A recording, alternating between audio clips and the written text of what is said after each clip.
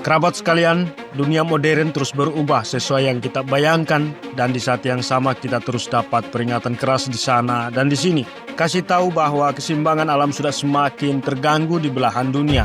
Dari kebakaran hutan hebat di Amerika Serikat, Jepang hingga Korea Selatan, belum juga banjir, tanah longsor, kekeringan di Indonesia, semua itu alarm peringatan. Dampak dari ulah kita selaku manusia yang abai pada hukum keseimbangan ekosistem, keseimbangan bumi. Sebagian orang mungkin berpendapat bahwa bencana alam bisa direkayasa. Namun, sejauh mana kita selaku manusia bisa mengendalikan alam, teknologi canggih, kecerdasan buatan, dan bahkan persenjataan modern sekalipun bukan berarti manusia memiliki kuasa mutlak atas bumi. Alam memiliki caranya sendiri atas kehendak Tuhan Yang Maha Esa untuk menunjukkan bahwa ada batas yang tak boleh dilanggar. Dalam Islam, saya masih banyak belajar.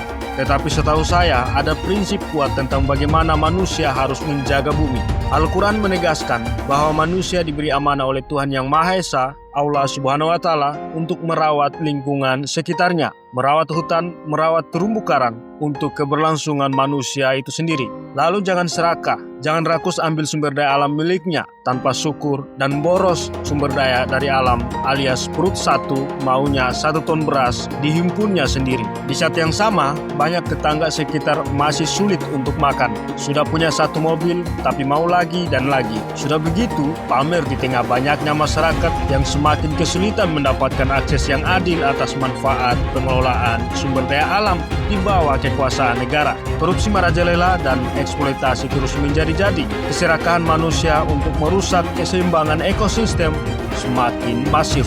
Di Indonesia, kerusakan lingkungan semakin sistemis dan terang-terangan. Perambahan hutan, alih fungsi lahan, dan eksploitasi sumber daya alam terus terjadi tanpa kendali di mana-mana. Yang lebih menyedihkan, para pelaku kerusakan lingkungan, kerusakan hutan, seringkali kebal hukum. Pemerintah baru-baru ini telah menyanyi lagu lama. Lagi dan lagi aturan baru muncul. Kali ini Perpres nomor 5 tahun 2025 diterbitkan pemerintahan Bapak Prabowo Subianto yang katanya bakal tindak pemilik industri perkebunan sawit ilegal di kawasan hutan. Katanya ada 436 perusahaan besar masuk dalam daftar hitam, termasuk nama-nama konglomerat seperti Sinarmas, Wilmar, Astra Agro, Jarum, dan Cargill.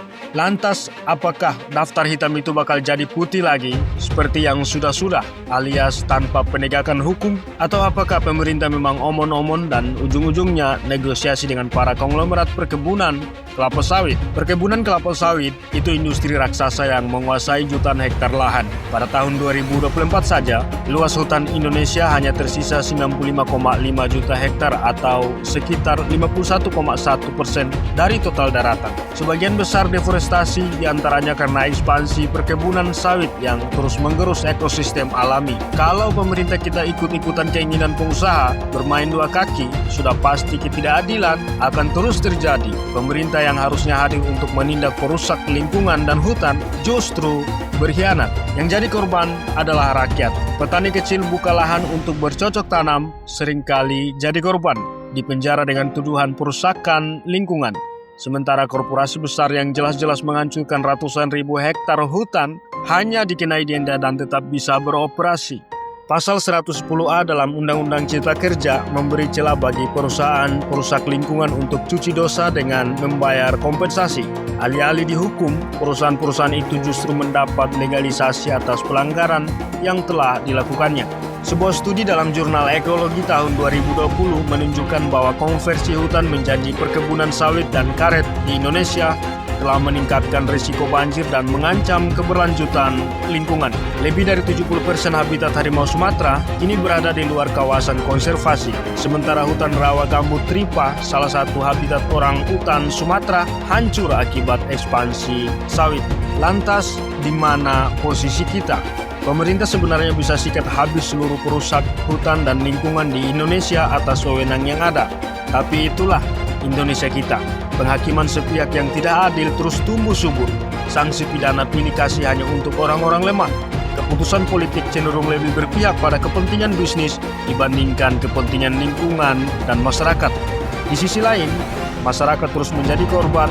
Banjir, kekeringan, dan bencana ekologis lainnya semakin sering terjadi, mengancam kehidupan banyak orang, terutama mereka yang tinggal di sekitar kawasan yang telah dieksploitasi.